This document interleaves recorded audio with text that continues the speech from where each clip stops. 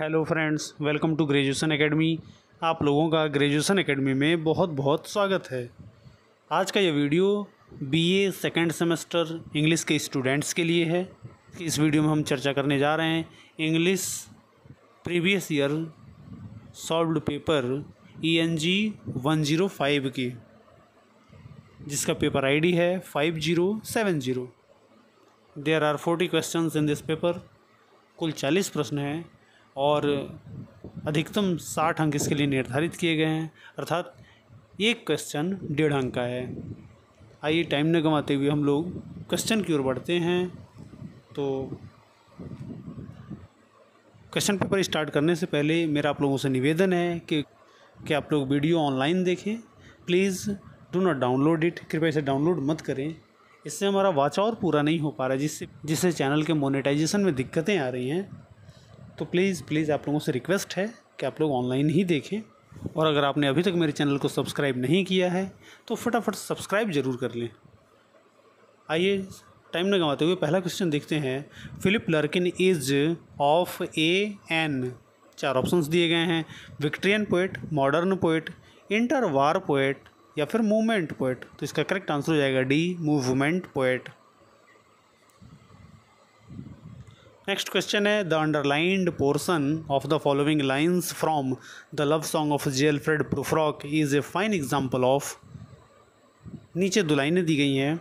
Late us go through certain half deserted streets, the muttering retreats of restless nights in one-night cheap hotels and sawdust restaurants with oyster shells। 4 options दिए गए हैं। Metaphor, irony, कॉन्सीट या फिर transferred epithet. प्रश्न ये पूछ रहा है कि love song of J Alfred Prufrock की ये जो लाइन है और उस लाइन में जो अंडरलाइंड पोर्शन है उसमें क्या है। मेटाफर है, आयरनी है, कॉन्सीट है या फिर ट्रांसफर्ड इपिथेट है। तो इसका करेक्ट आंसर हो जाएगा D, transferred epithet. Next question है the epigraph in T.S. Eliot's the love song of J Alfred Prufrock has been taken from.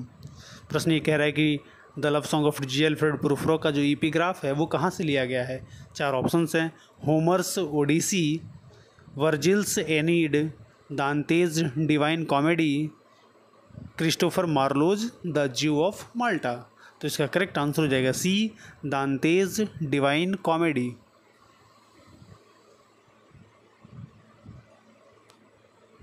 अगला प्रश्न है W.B. Yeats the second coming is an. 4 options हैं। Utopian poem, apocalyptic poem, romantic poem या फिर war poem. तो इसका correct answer हो जाएगा बी, एपोकैलिप्टिक पोएम। आइए अगला प्रश्न देखते हैं। Who cast the statue of Neptune for the duke in Browning's my last duchess. 4 options दिए गए हैं। फ्रा पेंडोल्फ, ऑप्शन बी है Claus of Innsbruck, option C है फेरारा और ऑप्शन डी है द मैसेंजर। तो इसका करेक्ट आंसर हो जाएगा B, Claus of Innsbruck. Next question है Dover beach is situated on the coast of. 4 options हैं। ऑप्शन ए है the northern C, option B है the black sea, option C है the Mediterranean sea और option D है the Atlantic ocean. तो इसका correct answer हो जाएगा A, the northern sea. Next question है in the following lines from Matthew Arnold's Dover beach which image is dominant. नीचे line दी गई है the sea is calm tonight, the tide is full, the moon lies fair upon the straits, on the French coast the light gleams and is gone. 4 options दिए गए हैं। Olfactory, auditory, visual, gustatory. तो इसका correct answer हो जाएगा सी, visual.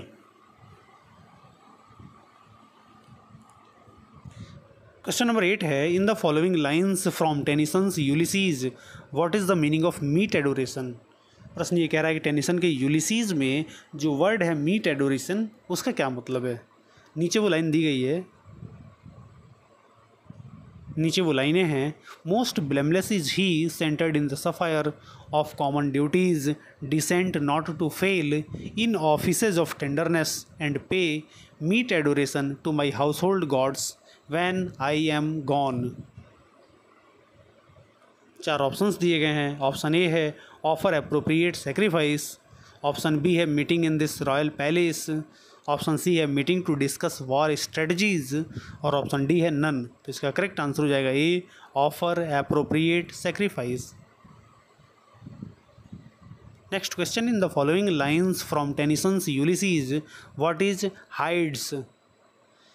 All times I have enjoyed greatly, have suffered greatly, both with those that loved me and alone on shore, and when through scudding drifts the rainy heights vexed the dim sea। चार options दिए गए हैं।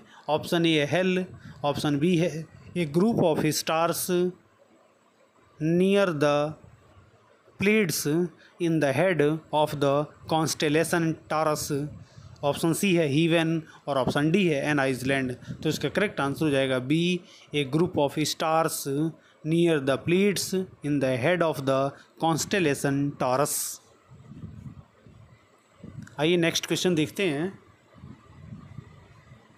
Next question, in the following lines from Tennyson's Ulysses who is the aged wife? It little profits that an idle king by this still hearth among these barren crags matched with an aged wife I mate and dole unequal laws unto a savage race that hoard and sleep and feed and know not me। इसके लिए चार options दिए गए हैं, पेनीलोप, Helen, Venus या फिर Diana. तो इसका करेक्ट आंसर हो जाएगा ए पेनीलोप। अगला प्रश्न है, a writer's ability which Shakespeare possessed so enormously to accept uncertainties miseries doubts without any irritable reaching after fact and reason is known as. चार ऑप्शंस दिए गए हैं, मेटाफिजिकल कॉन्सीट, आयरनी, एंटीथेसिस या फिर निगेटिव कैपेबिलिटी। तो इसका करेक्ट आंसर हो जाएगा डी निगेटिव कैपेबिलिटी। अगला प्रश्न है, the atmosphere or the emotional tone spread out into a section or the whole of a literary work is known as. चार ऑप्शंस दिए गए हैं, मूड, निगेटिव कैपेबिलिटी, मेटाफोर या फिर ट्रांसफर्ड एपिथेट। तो इसका करेक्ट आंसर हो जाएगा ए मूड। क्वेश्चन नंबर 13 है, a general concept or a doctrine whether implicit are asserted which an imaginative work is designed to invoke and make persuasive to the reader is known as। चार options दिए गए हैं, mood, tone, theme या फिर satire. तो इसका correct answer हो जाएगा सी थीम।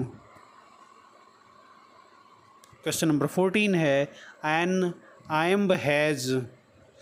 चार ऑप्शंस हैं। ऑप्शन ए है a stressed syllable followed by an unstressed one, option B है an unstressed syllable followed by two stresses syllables, option C है two unstressed syllables followed by a stressed syllable और option D है an unstressed syllable followed by a stressed syllable। तो इसका correct answer हो जाएगा D an unstressed syllable followed by a stressed syllable. ये iambic foot है जिसको iambic भी कहा जाता है। ऑप्शन ए को ट्रॉकी कहा जाएगा, ऑप्शन बी है स्पॉन्डी, ऑप्शन सी है एनापेस्ट और ऑप्शन डी है iambic foot, it means iamb. आइए अगला प्रश्न देखते हैं। The trees are coming into leaf like something almost being said, the above lines are example of. चार ऑप्शंस दिए गए हैं, iambic pentameter, iambic hexameter, iambic tetrameter और आयम्बिक टेट्रामीटर। तो इसका करेक्ट आंसर हो जाएगा D iambic tetrameter. Next question है, what does the sea of faith in the poem डॉवर beach symbolise. चार ऑप्शंस दिए गए हैं, एशियन सी, मेडिटेरेनियन सी, रिलीजन या फिर वर्ल्ड विदाउट होप। तो इसका करेक्ट आंसर हो जाएगा सी रिलीजन। क्वेश्चन नंबर 17 है, and naked singles of the world is an example of. चार ऑप्शंस दिए गए हैं, पर्सोनिफिकेशन, एलिट्रेशन, सिमिली या फिर हाइपरबोल। तो इसका करेक्ट आंसर हो जाएगा डी हाइपरबोल।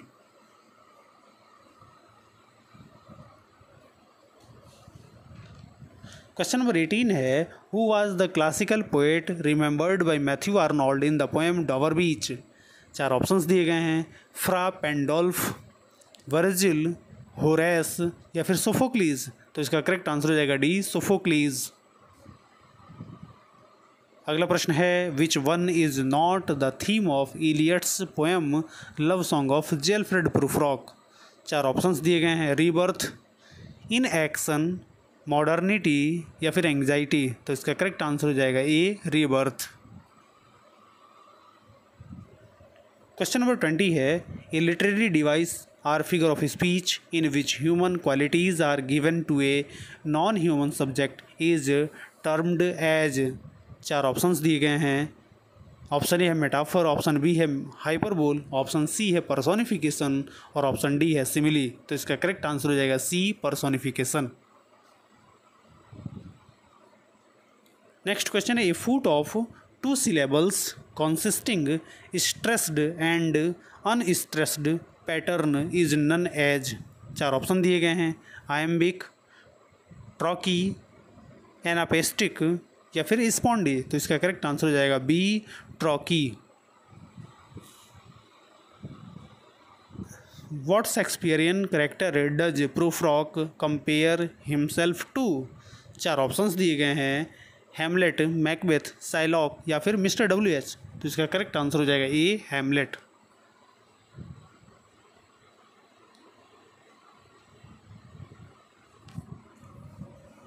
अगला प्रश्न है the poem the second coming was first published in. 4 options हैं, new poems, the dial, the high window या फिर ड्रामेटिक लिरिक्स। तो इसका करेक्ट आंसर हो जाएगा बी, द डायल। आप लोगों को ये बता दें कि एग्ज़ाम का पैटर्न यही रहने वाला है और जिस तरीके से एग्ज़ाम में क्वेश्चंस दोहराए जा रहे हैं तो हो सकता है कि इनमें से कई क्वेश्चंस आ भी जाएं, तो पेपर को बहुत ध्यान से, बहुत केयरफुली पढ़िएगा। आइए अगला प्रश्न देखते हैं, what is the full name of T.S. Eliot. 4 options दिए गए हैं, Thomas Stearns Eliot, option B है Thames Stewart Eliot, option C है थॉमस स्टर्न्स इलियट और ऑप्शन डी है थॉमस स्टर्न्स इलियट। तो इसका करेक्ट आंसर हो जाएगा सी, थॉमस स्टर्न्स इलियट। अगला प्रश्न है complete the line surely some dash is at hand, surely the second coming is at hand. इसके 4 ऑप्शंस दिए गए हैं, कॉन्विक्शन, गॉड, रिविलेशन या फिर बर्ड्स। तो इसका करेक्ट आंसर हो जाएगा सी, रिविलेशन। अगला प्रश्न है who is Michelangelo. 4 options हैं, Italian painter, Russian painter, Greek painter या फिर ब्रिटिश पेंटर। तो इसका करेक्ट आंसर हो जाएगा ए, इटालियन पेंटर।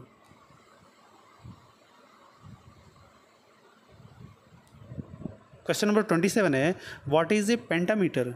4 ऑप्शंस हैं, 2 feet line, 3 feet line, 4 feet line या फिर नन ऑफ दीज। तो इसका करेक्ट आंसर हो जाएगा डी, नन ऑफ दीज, क्योंकि पेंटामीटर में 5 लाइनें होती हैं, 5 फीट लाइन्स होता है ये।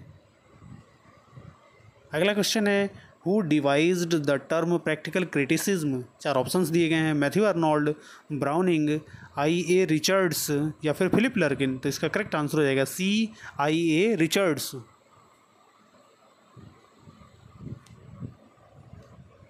नेक्स्ट क्वेश्चन है Matthew Arnold is a poet of dash era. 4 options दिए गए हैं, एलिजाबेथन, प्यूरिटन, न्यू क्लासिकल या फिर नन ऑफ दीज। तो इसका करेक्ट आंसर हो जाएगा डी, नन ऑफ दीज, क्योंकि मैथ्यू आर्नोल्ड विक्ट्रियन एज के पोएट हैं और ये ऑप्शन इसमें नहीं दिया गया है, इसलिए ऑप्शन डी करेक्ट होगा। नेक्स्ट क्वेश्चन है Tennyson's Ulysses was first published in. 4 options हैं, 1842, 1844, 1846 या फिर 1850। तो इसका करेक्ट आंसर हो जाएगा ए, 1842। अगला प्रश्न है Telemachus is the dash of Ulysses. 4 options दिए गए हैं, फादर, सन, ब्रदर या फिर नन ऑफ दीज। तो इसका करेक्ट आंसर हो जाएगा बी, सन। टेलीमेकस यूलिसीज का बेटा था। Who is the speaker of the poem my last duchess. 4 options हैं, ड्यूक, डचेज, एनवॉय या फिर फ्रा पेंडोल्फ। तो इसका करेक्ट आंसर हो जाएगा ए ड्यूक। अगला प्रश्न है the name of duke in the poem my last duchess is. 4 options हैं, Alfonso third, Alfonso second, Alfonso third या फिर अल्फोंसो सेकंड। तो इसका करेक्ट आंसर हो जाएगा बी अल्फोंसो सेकंड। इसका स्पेलिंग करेक्ट कर लीजिएगा, बहुत ध्यान दीजिएगा। क्वेश्चन नंबर 34 है what do you mean by the phrase all smiles stopped in the poem my last duchess. 4 options दिए गए हैं, she stopped flirting, option B है she started to pay all attention to him, option C है she was upset by his attitude और option D है she was killed. तो इसका correct answer हो जाएगा D C was killed.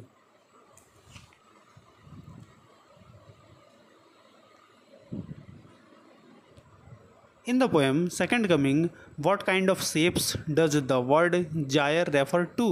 4 options दिए गए हैं, पैरेलल लाइंस, ऑप्शन बी है डायमंड्स, ऑप्शन सी है सर्किल्स और ऑप्शन डी है स्क्वायर्स। तो इसका करेक्ट आंसर हो जाएगा C circles. What is rhetoric?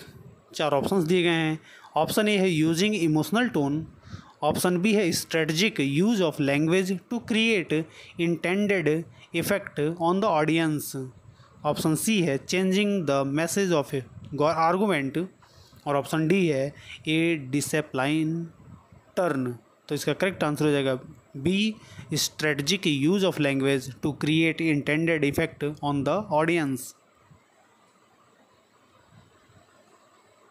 अगला प्रश्न है complete the line from the first stanza of the poem J Alfred Prufrock like a patient dash. 4 options दिए गए हैं, ऑप्शन ए है waiting for the doctor, option B है etherised upon a table, option C है lover और option D है पेट। तो इसका करेक्ट आंसर हो जाएगा B etherised upon a table. what do the women who come and go talk about in the poem J Alfred Prufrock? 4 options हैं, wine, pill box, hat, Theodore Roosevelt या फिर Michael Angelo. तो इसका correct answer हो जाएगा D Michelangelo. Question number 39 है Ulysses was the king of which island? 4 options दिए गए हैं, ग्रीस, इथाका, एरोटिका या फिर इकारिया। तो इसका करेक्ट आंसर हो जाएगा बी इथाका। और ये लास्ट क्वेश्चन है I will drink life to the lees this line has been taken from. 4 options दिए गए हैं, Dover Beach, Ulysses, the trees या फिर द सेकंड कमिंग। तो इसका करेक्ट आंसर हो जाएगा बी यूलिसीज। तो ऐसे ही वीडियोस पाने के लिए कृपया मेरे चैनल से जुड़े रहें और अगर आपने अभी तक मेरे चैनल को सब्सक्राइब नहीं किया है तो सब्सक्राइब ज़रूर कर दें और हाँ, लाइक और शेयर करने में कोई कंजूसी ना करें। धन्यवाद।